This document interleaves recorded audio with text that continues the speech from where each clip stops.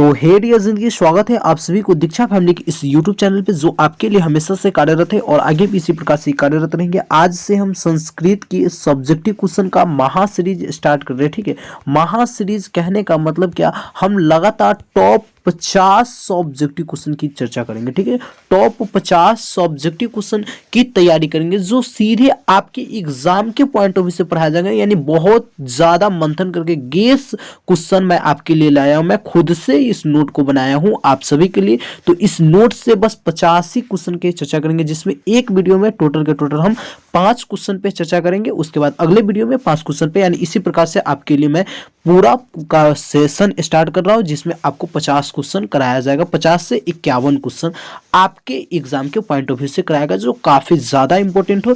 तो चलिए बिना देरी के हुए संस्कृत के आज से हम तैयारी स्टार्ट करते हैं। काफी इजी प्रश्न से कैसे कैसे प्रश्न पूछे जाते, बहुत ही आसान प्रश्न आपके एग्जाम में पूछे जाते, उन सारे प्रश्न पे चर्चा कर इस क्लास को द एंड करेंगे और संस्कृत में भी बेहतर से बेहतर नंबर अपने बोर्ड एग्जाम में हासिल कर लेंगे। ठीक है, तो चलिए आज की क्लास को स्टार्ट करते हैं। पहला ही क्वेश्चन है आपके लिए, बहुत ही गेस किया हुआ क्वेश्चन कह रहा है। पहला क्वेश्चन कि मंगलम पाठ के आधार पे आत्मा का स्वरूप क्या है। देखिए इस प्रकार से क्वेश्चन आपके एग्जाम में पूछे जाते हैं। ठीक है, कि मंगलम पाठ के अनुसार आत्मा का स्वरूप क्या है। आंसर में लिखेंगे आत्मा मनुष्य की हृदय रूपी गुफा में अवस्थित है। यानी आत्मा का स्वरूप मंगलम पाठ के आधार पर क्या बता रहा है, या आत्मा क्या कह रहा है। तो इसके आंसर में क्या लिखेंगे, आत्मा मनुष्य की हृदय रूपी गुफा में अवस्थित है। यह अणु से भी सूक्ष्म तथा महान से भी महान है। यानी अणु से भी सूक्ष्म तथा यह महान से भी महान कौन है, तो आत्मा है। ठीक है, इसका रहस्य समझने वाले सत्य बोलता है। यानी जो आत्मा का रहस्य को समझता है वह व्यक्ति हमेशा सच बोलता है, सच्चाई के रास्ता पर चलता है, न कि झूठ बोलता है। ये इसीलिए कहा जाता है कि हमेशा किसकी जीत होती है, तो सत्य की जीत होती है। उसके बाद लिख देंगे तथा वह शोक रहित होता है। यह प्रश्न का आंसर इस प्रकार से आप लोग लिख सकते हैं, काफी इजी है। ऐसा ही क्वेश्चन आपके एग्जाम में पूछे जाते हैं। चलिए दूसरा क्वेश्चन पे चर्चा करते हैं। 50 ही क्वेश्चन देखेंगे, याद रखिएगा 50 टॉप क्वेश्चन की चर्चा करेंगे। ऐसे क्वेश्चन को चर्चा करेंगे ना जो सीधे एग्जाम में पूछे जाएंगे,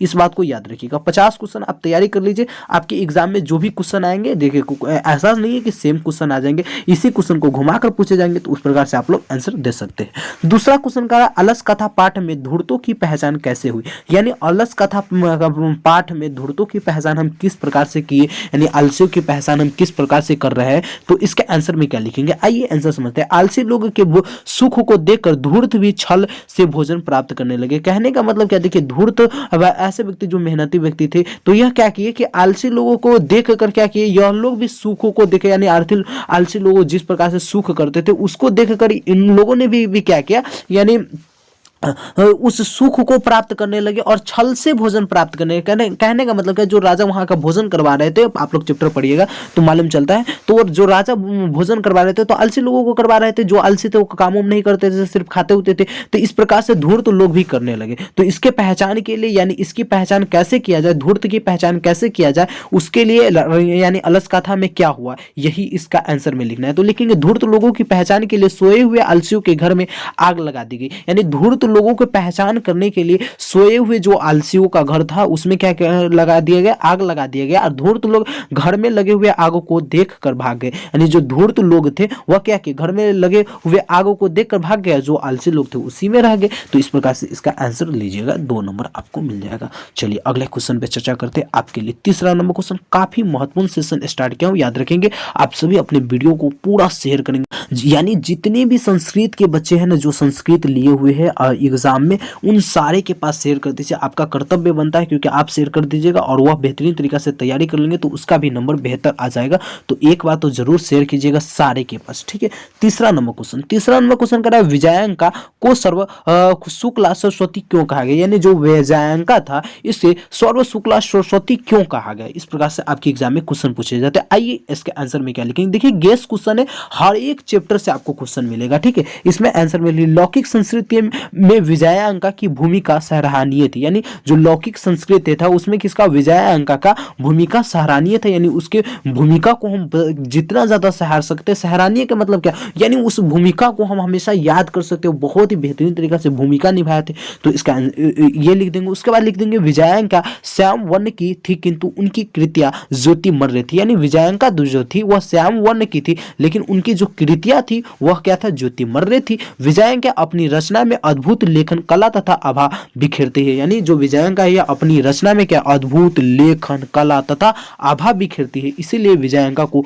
सर्व शुक्ला सरस्वती कहा गया। इस प्रकार से इसका आंसर लिख दीजिएगा। आप लोग चाहे तो स्क्रीनशॉट भी सारे प्रश्न का ले सकते हैं। ठीक है, चलिए चौथा नंबर क्वेश्चन क्या कह रहा है। क्वेश्चन कह रहा है कि भारत भूमि पे देवता क्यों जन्म लेना चाहते हैं। एकदम इजी क्वेश्चन है, ऐसा ही क्वेश्चन यानी संस्कृत में पूछे जाते हैं। आप लोग कहिएगा कि सर 2 लाइन में 3 लाइन में, हाँ 2-3 लाइन में पूछा जाता है। आप लोग अगर बेहतरीन तरीके से इस प्रकार से आंसर लिख दीजिएगा ना, पूरा का पूरा नंबर मिल जाएगा।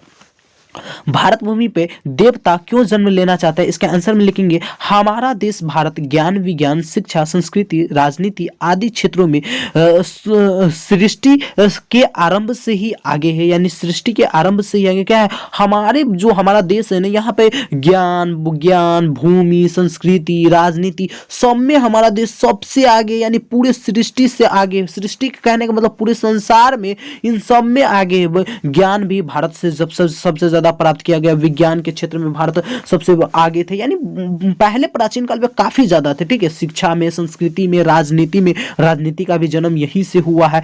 इसलिए ना आप लोग राजनीति का जन्म कहाँ से हुआ, तो भारत से होता है। आप लोग का कभी कभी प्रश्न आता है तो आप लोग बताते भी। उसके बाद लिख देंगे सृष्टि के आरंभ से ही आगे, यानी हमारा देश इस समय आगे है। ठीक है, उसके यह भूमि स्वर्ण तथा मोक्षदायिनीय है। यानी यह भूमि क्या है, स्वर्ण है तथा मोक्षदायिनीय। धर्म की स्थापना के लिए यह जन्म लेते हैं। यानी यहाँ जो भी व्यक्ति देवता लोग जो जन्म लेते हैं वह किसके लिए ज्यादातर जन्म लेते हैं, तो धर्म की स्थापना के लिए, क्योंकि यहाँ पे ऐसे ऐसे धर्म की उत्पन्न हुआ है, पैदा हुआ है। यानी जो देवता लोग जन्म लेते थे वो अपने प्रकार से धर्म का भी निर्माण करते थे। तो इसका आंसर आपको इस प्रकार से दे देना है। चलिए लास्ट क्वेश्चन है आज की इस वीडियो का। क्वेश्चन कह रहा है 5 नंबर क्वेश्चन, विश्व में शांति स्थापना कैसे होगी। यानी विश्व में अगर आपको कह दे कि शांति स्थापना कैसे होगी तो आप लोग क्या लिखेगा आंसर, चलिए बता देते। क्या लिखेंगे, हमें विश्व में प्रेम भाईचारा और मित्रता का भाव दूसरे के प्रति रखना होगा, तभी विश्व शांति हो सकती है। धर्म वैर नहीं करना चाहिए, यानी धर्म को वैर नहीं करना है, और हमें क्या है, भाईचारे प्रेम का मित्रता का भाव एक दूसरे के प्रति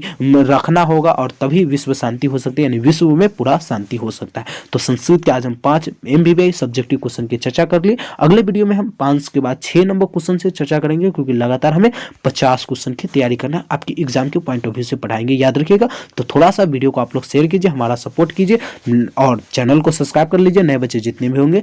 फिर मिलते हैं अगले वीडियो में, जब तक के लिए जय हिंद जय Bharat. Thank you so much, thanks for watching this.